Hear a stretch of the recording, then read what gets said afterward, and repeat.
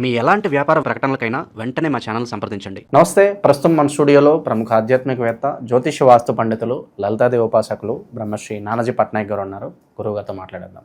నమస్కారం గురుగారు. శ్రీమాత్రే నమః.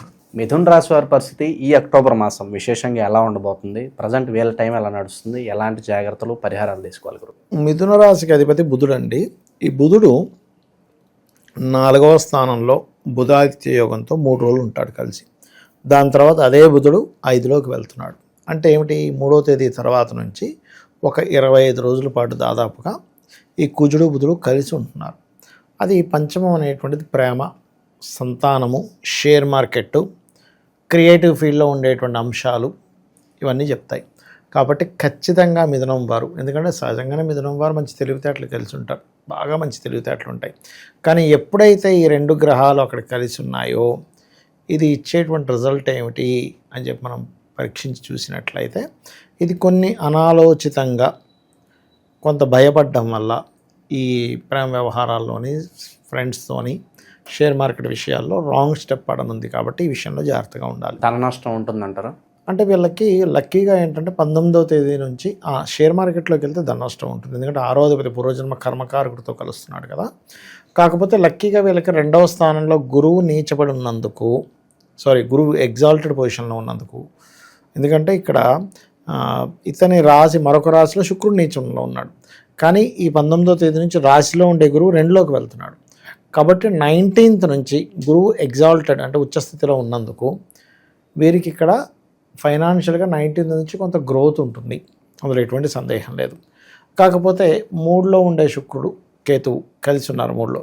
కొంచెం స్త్రీలతో ఏదైనా ఒక మాట మాట్లాడుకునేటప్పుడు ఇటువంటి విషయాల్లో పర్టికులర్గా 9వ తేదీ వరకు కొంచెం జాగ్రత్తగా ఉండాలి. స్త్రీలతో అగ్రిమెంటు, కొంతమంది పరిచయాలు ఏర్పడతాయి.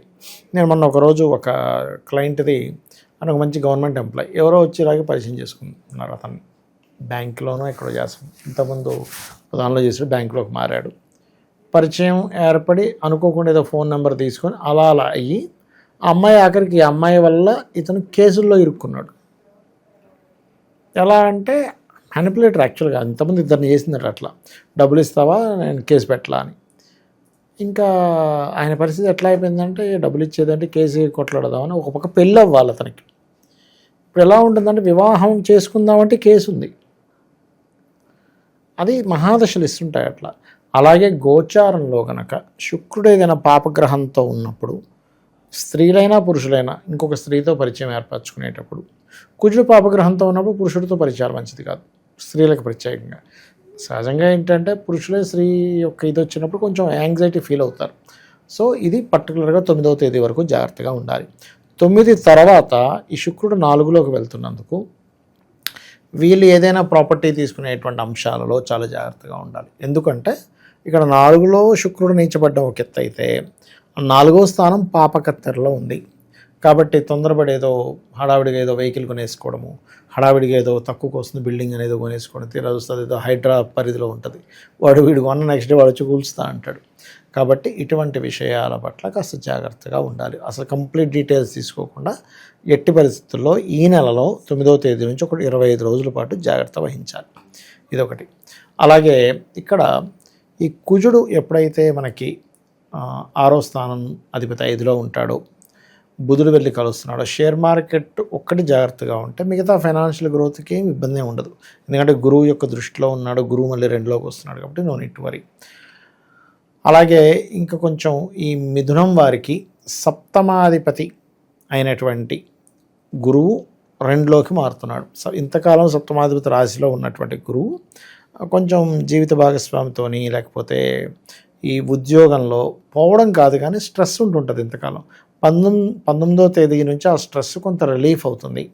కాకపోతే కుటుంబ స్థానంలోకి వచ్చినప్పుడు కుటుంబాల వ్యక్తులతో కొంత సహకారము, ఫైనాన్షియల్ గ్రోత్ రావడము, వీళ్ళ యొక్క జీవిత భాగస్వామి కూడా ఏదైనా ఎక్స్ట్రా ఇన్కమ్ ఒక ప్రారంభం అవ్వడం. కొంతమంది చూడండి, అతను ఒక్కతనే జాబ్ చేస్తూ ఉంటాడు, అమ్మాయికి రాదు, లేకపోతే అమ్మాయి ఒక్క అమ్మాయి జాబ్ చేస్తుంటే అతనికి రాదు.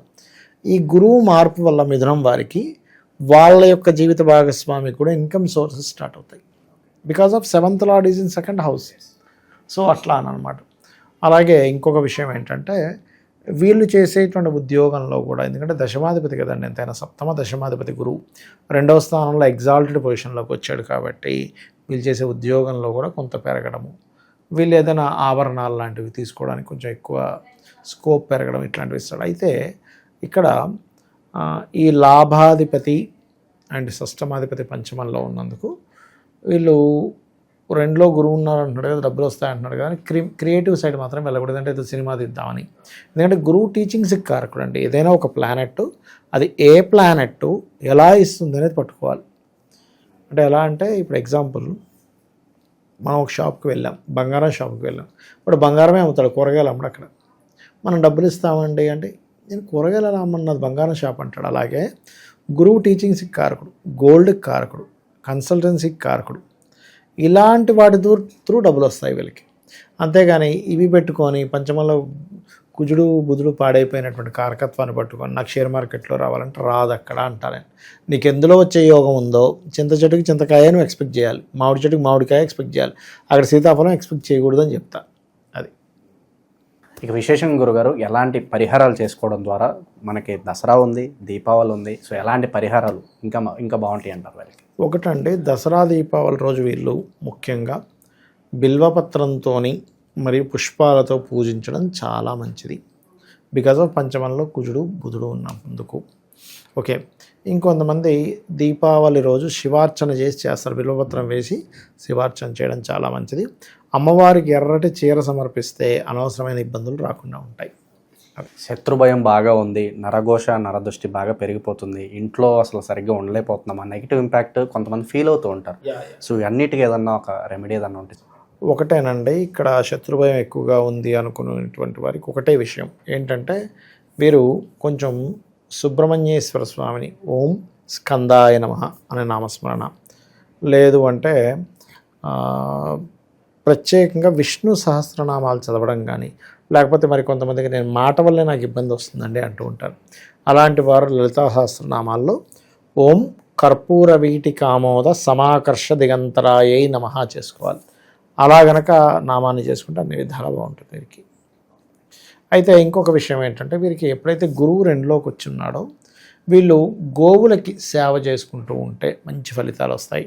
విష్ణు సహస్రనామం వింటూ ఉంటే, లగ్నాధిపతి పంచమంలో ఉండే బుధుడు ఇదవుతాడు. విష్ణు సహస్రనామాలు, కేతు గ్రహానికి సంబంధించిన దీపారాధన, కేతు కుజ గ్రహాలకు దీపారాధన చేయడము, ఇవి చేస్తూ గోవులకి క్యారెట్స్ మరియు గ్రాసము తినిపిస్తూ ఉన్నట్లయితే ఖచ్చితంగా వీరు ఏదైతే ఇప్పుడు, ఎందుకంటేనండి పంచమంలో కుజుడు బుధుడు ఉన్నప్పుడు ఎలా ఉంటుందంటే ఆలోచనలు తీవ్ర స్థాయిలో వెళ్తూ ఉంటాయి. ఆ తీవ్రంగా ఉండే ఆలోచనల వల్ల రాంగ్ స్టెప్ తీసుకోకుండా ఇది తోడ్పడుతుంది వీరికి. విశేషంగా ఈ మాసం ఈ రాశి వాళ్ళందరూ కూడా ఏ విధంగా ఉండబోతుందో మీ మాటలు చాలా బాగా వివరించారు. ధన్యవాదాలు. శ్రీమాత్రే నమః.